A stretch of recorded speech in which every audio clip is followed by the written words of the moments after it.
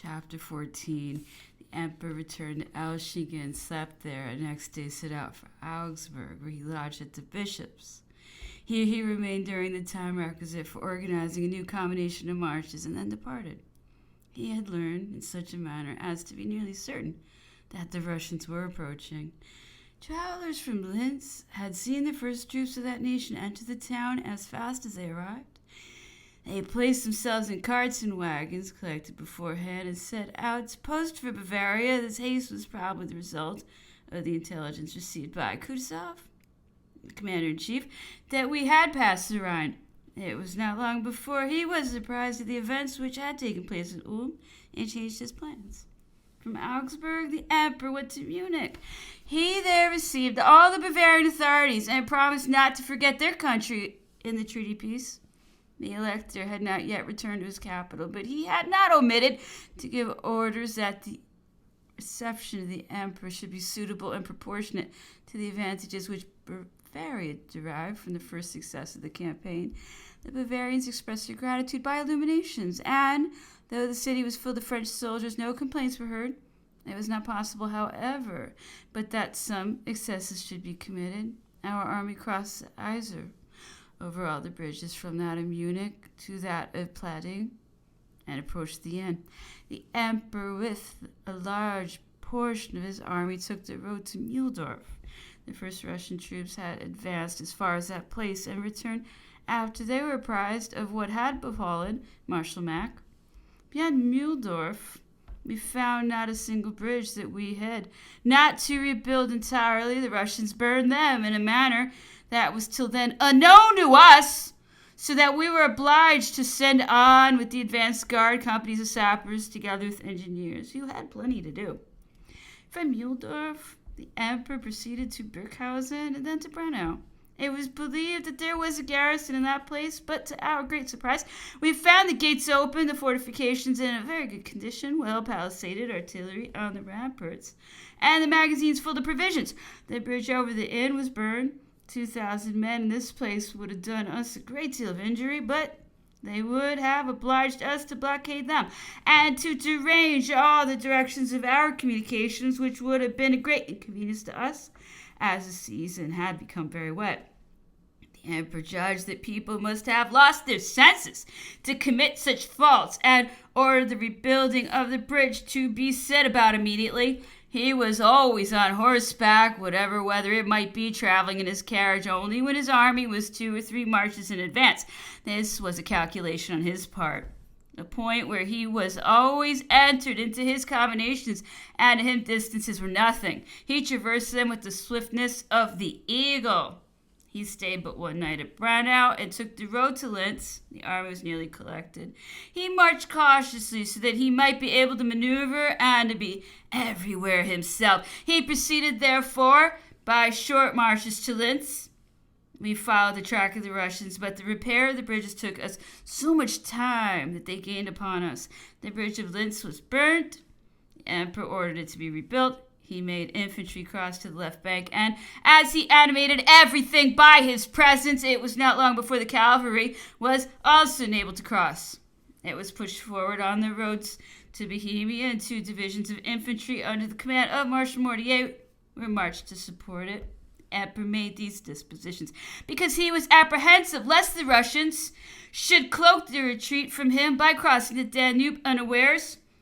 And as he was stopped at every step by the breaking down of the bridges, he conceived the idea of marching troops along both sides of the river, since the corps which was descending the left bank, not having the same obstacles to encounter, might easily keep close upon the Russians, and consequently oblige them to seek a passage further off.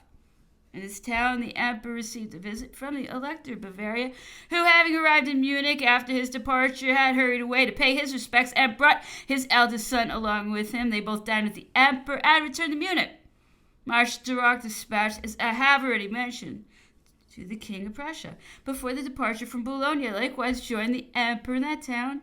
He brought back nothing satisfactory from his mission, but at least he gave the assurance that the conduct of the cabinet of Berlin would be governed by events, or, in other words, that we should have to fight that power if fortune proved unfavorable to us.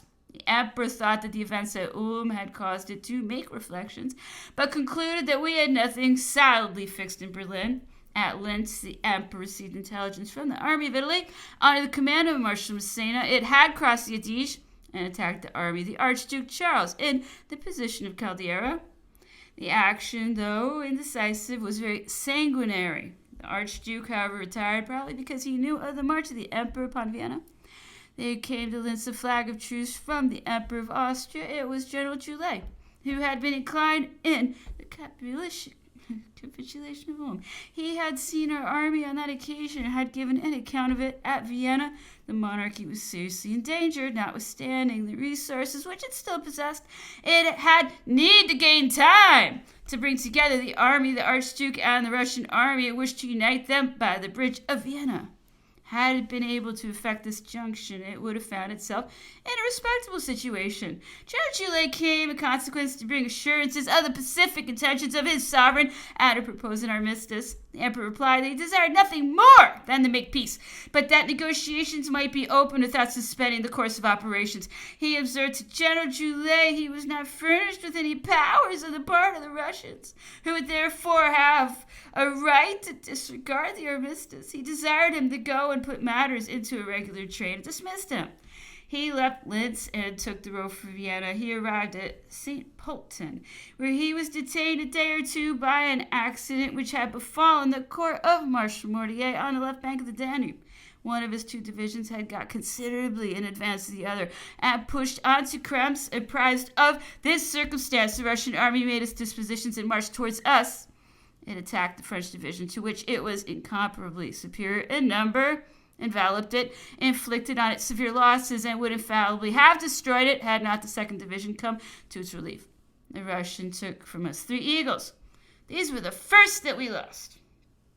The little check threw the emperor into an ill humor and caused him to stay 24 hours longer at St. Pölten. General Julet, who had already been to receive his instructions, rejoined him in that town. He was more urgent than on the former occasion, for the evil was becoming worse, but he was not more regular, so that he met with no better reception. Austria was evidently solicitous to save Vienna and to gain time. There would have been nothing but danger for us to grant what she demanded. The troops set out from St. Pölten for Vienna. Marshals Lannes and Murat had entered that capital. They effected a surprise, which had so powerful an influence on the rest of the campaign that it cannot be passed in silence. General Julet had not returned to the advanced posts of the Austrians when our troops entered Vienna. The report of an armistice was circulated there by our enemies themselves. It was known that General Julet was still the emperor. For a fortnight past he had been seen continually going and coming. As he had not returned, the rumor of the armistice acquired plausibility. The Austrians, placed on the left bank of the Danube, had made the necessary dispositions for burning the bridge of the Tabor, and had merely covered it by a post of hussars. Marshal Lannes and Murat, wishing to save this medium of crossing so essential to the army, went themselves, accompanied by a few officers, to the Austrian post, where they repeated all the rumors that were afloat respecting the armistice. The commandant of the post took them for mere officers. They walked about with him and led him upon the bridge itself, which is of very great length. Some Austrian officers belonging to the troops on the other side, that is, on the left bank, came and joined in the conversation. Marshal Lannes' column of grenadiers, headed by an intelligent officer, took advantage of the moment when they had their faces turned towards the left bank. It had advanced through the streets of the suburbs of Vienna, which are in the island of Prater. It prevented the vedettes of the hussars from turning about to give the alarm. The French officer told them that it was a post which he was going to place on the bank of the river. They believed him, gave no warning to their post, which all at once saw soldiers debouching in its rear and the head of the column at the entrance to the main bridge. The Austrian hussars of this main guard, not seeing their officer who was on the bridge with Marshal Lannes and Murat, and besides having their heads full of the ideas of an armistice, stirred not a step. The column of grenadiers, moving in a double-quick time, entered upon the bridge and hastily gained on the other bank, after throwing into the water all the fireworks prepared for destroying the bridge. The Austrian officers perceived the fault which they had committed, but it was too late. and their gunners, who were at their pieces on the other bank, not aware of what was passing before their faces, durst not fire, because they saw their own officers on the bridge in conversation with ours. They suffered the column to come up to them, and soon saw their cannon themselves, and all that was there taken. Never was surprise better executed, never had it more important result, the junction of the Russian army with that which the Archduke was bringing from Italy was thenceforward impracticable.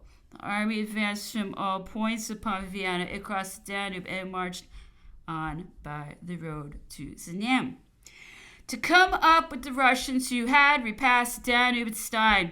This surprise at the bridge of the Tabor gave the emperor great pleasure. He moved his headquarters to the palace of Schönbrunn and made preparations to maneuver with all his forces either upon the Russians or upon the Archduke Charles, according as either the one or the other should be within reach. The army of General Kutuzov, which had recrossed the Danube at Stein, was marching by Znaim to rejoin the main Russian army at Olmütz, where the Emperor Alexander was. If that general, instead of repassing the Danube, had come and occupied Vienna, he would have given quite a different aspect to affairs.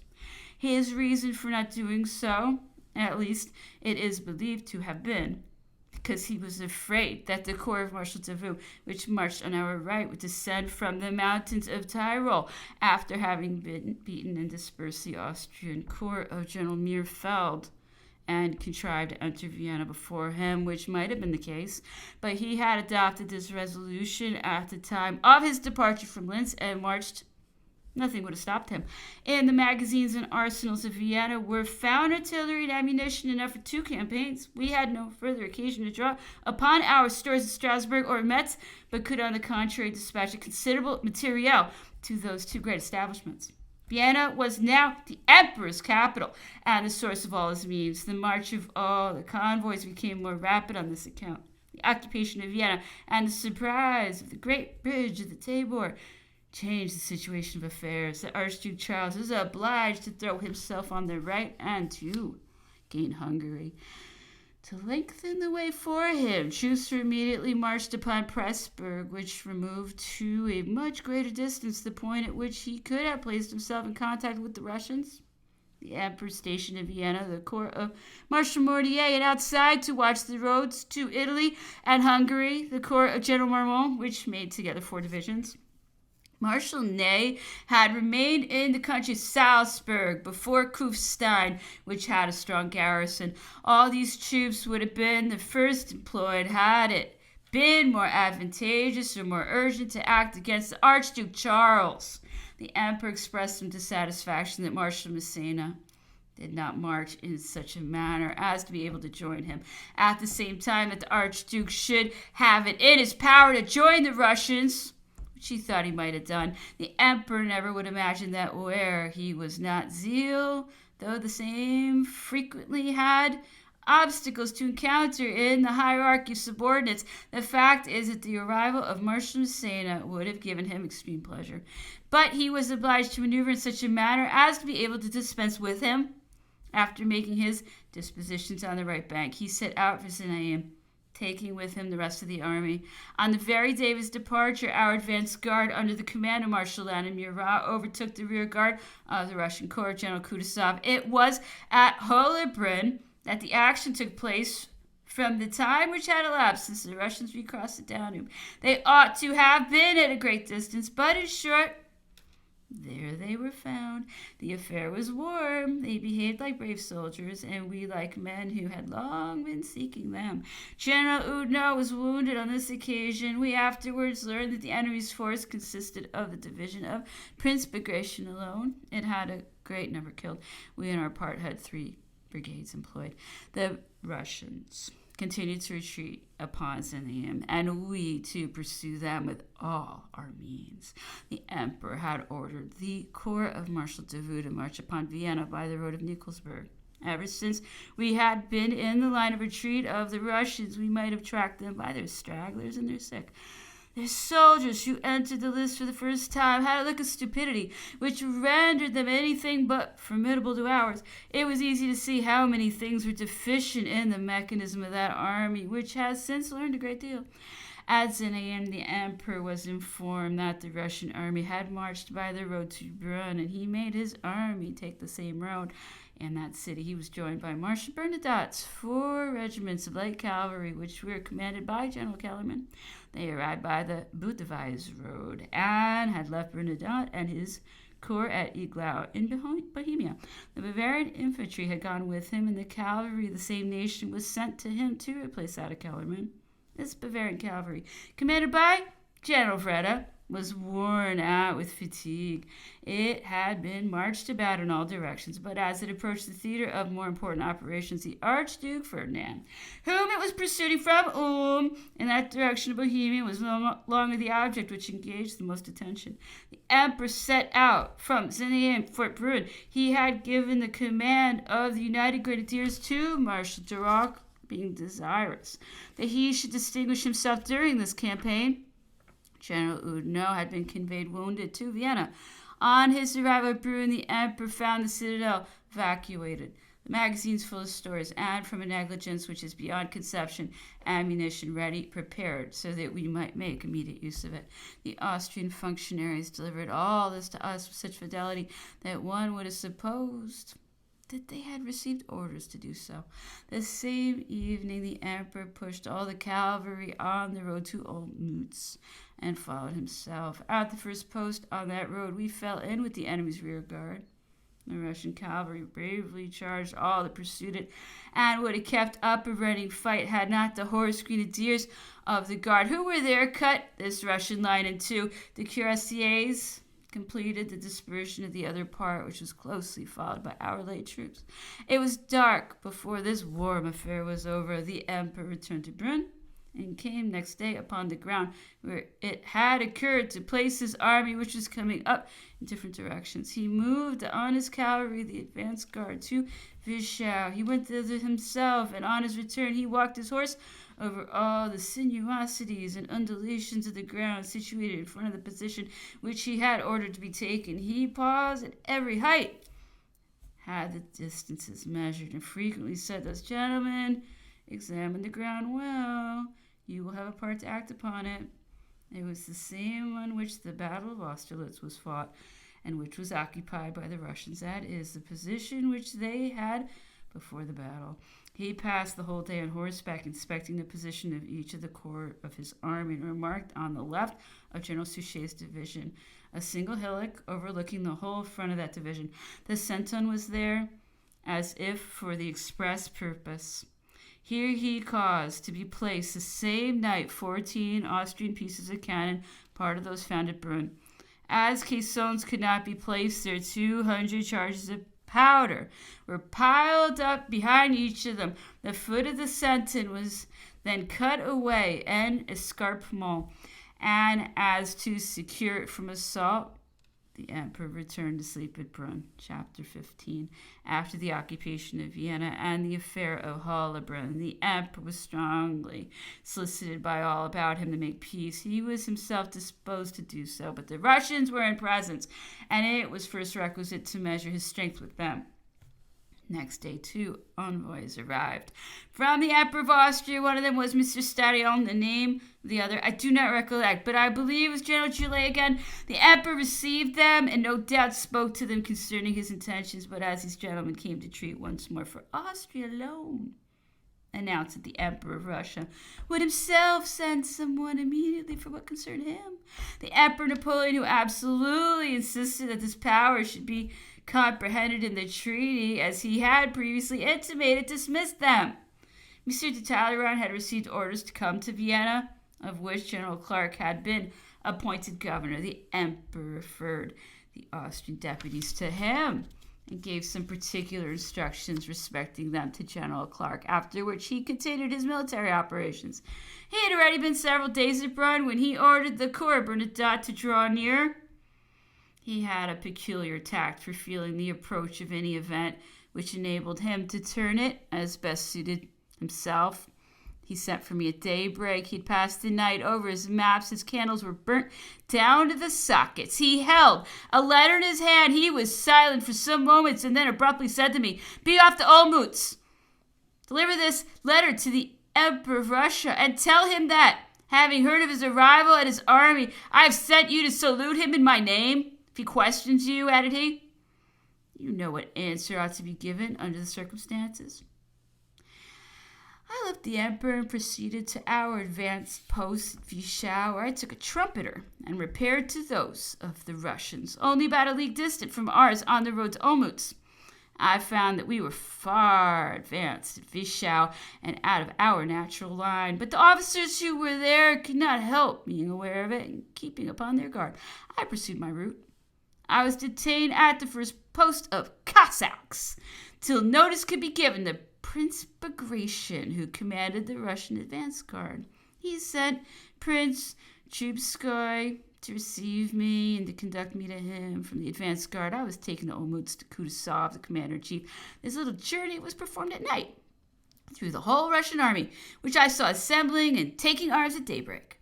I arrived at General Kutuzov's at 8 in the morning. He lodged in the suburbs of Olmutz. Everything was packing at his house. I saw plainly that he was preparing to follow the movement of his army. He asked me for the dispatch which I had brought for the Emperor Alexander, observing that he slept in the fortress and that the gates could not be opened to me. I replied that I had orders to deliver it myself, and I was not in a hurry, and would wait till the hour most convenient to the emperor. That if this could not be permitted, I begged him to let me be conducted back to our advanced posts, and the Emperor Napoleon would afterwards send the letter by a trumpeter. General Kutuzov did not insist, and went away, leaving me with an officer of his staff. I saw there a great number of young Russians belonging to the different ministerial departments of their country, who talked wildly of the ambition of France, and all of whom in their plans for reducing her to a state of harmlessness made much the same kind of calculations as the maid with her pail of milk. From the nature of my situation, I was obliged to listen to all this idle gossip without replying. It was 10 in the forenoon when a bustle took place in the street. I inquired the cause of it, was answered, "It is the emperor himself." He stopped before the house where I was. I lighted and entered. I had but just time to throw off my cloak and take my dispatch out of my pocketbook before he was in the room where I had been waiting. He made a motion for all present to retire, and we were left alone. I could not help feeling a certain fear and timidity on finding myself in the presence of that sovereign. He awed me by the majesty and nobleness of his look. Nature had done much for him, and it would have been difficult to find a model so perfect and so graceful. He was then 26 years old. I felt regret at seeing him engaged in so bad a business as that of Austria then was. But I was aware, too, of all the facilities possessed by intrigue, influence of mind that could not yet have sufficient experience to grasp all the difficulties which existed for conducting to a successful issue all there was on the political horizon of Europe. In the winter of that year, 1805, I delivered to him my letter saying, "The emperor, my master, having been informed of his arrival at the army, had ordered me to carry to him that dispatch and to salute him in his name." Alexander was already somewhat hard of hearing with the left ear, and he turned to the right to hear what was said to him. He spoke in broken sentences. He laid great stress upon his finals, so that his discourse was never long. For the rest, he spoke the French language in all its purity, without foreign accent, and always used its elegant academic expressions. As there was no affectation in his language, it was easy to judge that this was one of the results of an excellent education. The emperor, taking the letter, said to me, "I duly appreciate the proceeding of your master. It is with regret that I have armed against him, and I shall seize with great pleasure the opportunity of giving him that assurance. He has long been the object of my admiration." Then, changing the subject, he said to me, "I will go and peruse his letter and bring you an answer to it." He went into another room and left me in that where I was. In half an hour he returned, and holding his answer with the address turned downward, he thus began, Sir, you will tell your master that the sentiments expressed in his letter have given me great pleasure. I will do all that lies in my power to return them. I have no wish to be his enemy or that of France. He must recollect that in the time of the late Emperor Paul, while I was yet but Grand Duke, when the affairs of France were thwarted and had to encounter opposition in most of the cabinets of Europe, I interfered and greatly contributed by causing Russia to speak out, to induce by her example all the other powers of Europe to recognize the order of things which had been established in your country. If at this moment I am swayed by other sentiments, it is because France has adopted different principles, which the leading powers of Europe have deemed dangerous to their tranquility. I am called upon them to concur in establishing a more suitable order of things, and which shall be satisfactory to all. It is to attain this aim that I have left my own country. You have been admirably served by fortune, it must be confessed, but as a faithful ally, I will not desert the King of the Romans, meaning the King of Germany, at the moment when his future existence depends upon me. He is in a bad situation, but it is not irremediable. I command brave men, and if your master compels me, I shall order them to do their duty. Answer.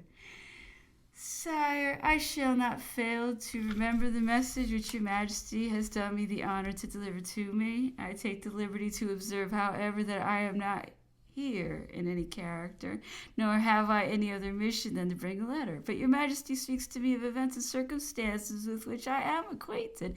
I have passed through the revolution of my country, and if your majesty would deign to listen to me on the subject concerning which you have done me the honor to speak to me, I could satisfy your majesty on many points. I think I can answer for it that the emperor is more than inclined to peace. This very proceeding, this might furnish evidence to that effect, independently of all I should advance to support of it. The emperor.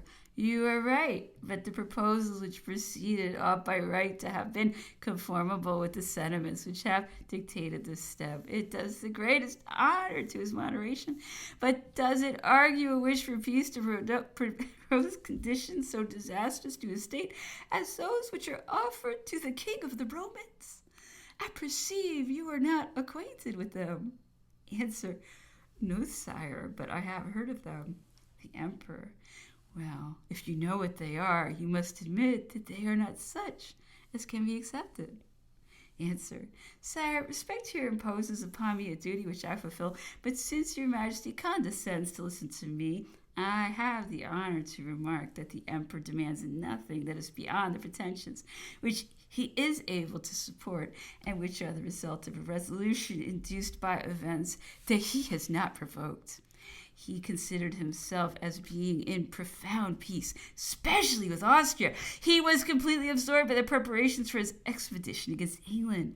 He has been suddenly diverted from this occupation, obliged to relinquish the enormous expenses which it has cost him, and to order new ones for the support of a war begun against him without any previous declaration, so that before an accident which has befallen one of our fleets, our army might very possibly have been in England by the time that the Austrians appeared on the Rhine.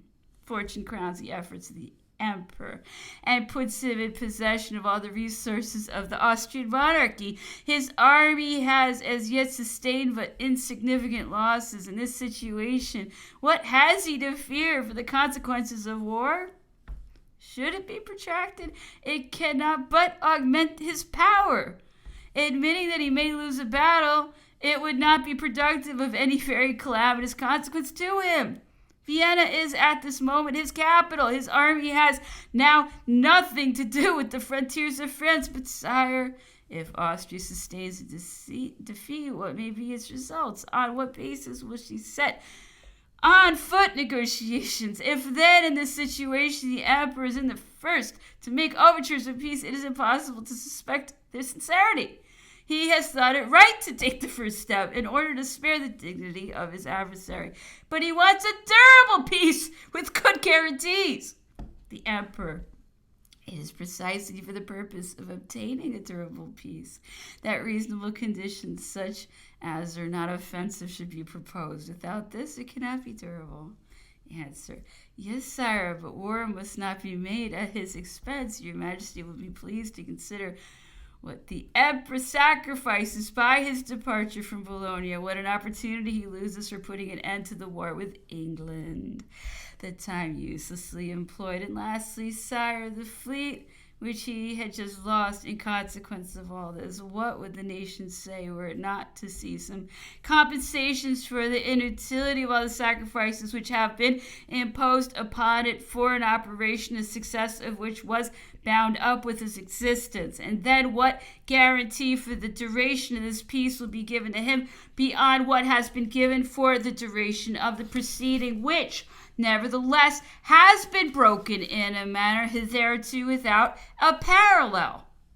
To me it seems that whatever peace the emperor may make with Austria, the allies alone will be the gainers by it, and that for his part he will always come off with real losses. The only advantage that he can derive from it is the diminution of the power of his enemy, the emperor. It is precisely this disposition to diminish the power of his enemies and to increase his own that alarms everybody, and is continually exciting wars against him. You are already a nation so strong of yourselves, by your union under the same laws, by the uniformity of your habits and your language, that you naturally inspire terror. What need have you to be continually aggrandizing yourselves? Answer.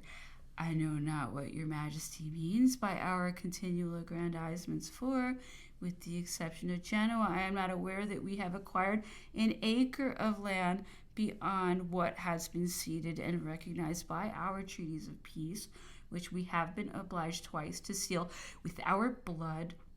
If it is to this point that the Allies would revert, here is an account to be opened afresh.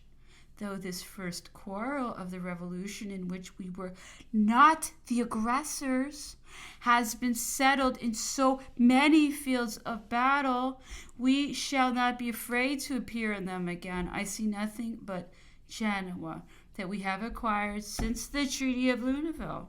The Emperor. Genoa first, and then Italy, to which you have given a form of government that subjects it to your laws. Answer. To this, sire, I may reply that we took Genoa against our will. The emperor. Would oblige you to do so. Answer. Its position and its moral and physical situation, your Majesty would be mistaken were you to suppose that this annexation originated in motives of interest or ambition. Genoa has long possessed nothing but its marble palaces. That little republic has long subsisted solely on capitals acquired by a commerce formerly considerable, but since nearly annihilated through the weakness of a government which could no longer protect its navigation, even against the states of Barbary. In this respect, it was in the same predicament as Venice. Before we entered Italy, Genoa had nothing left but its name and its ancient reputation. Its port had become useless to it from the blockades of the English, whose ships we had excluded from it.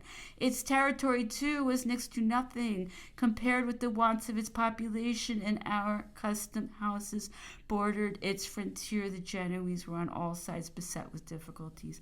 Add to this that the excellence of its port and the extent of its fortifications drew to it a foreign garrison, which was sent thither by the principal power the moment a war broke out in Italy.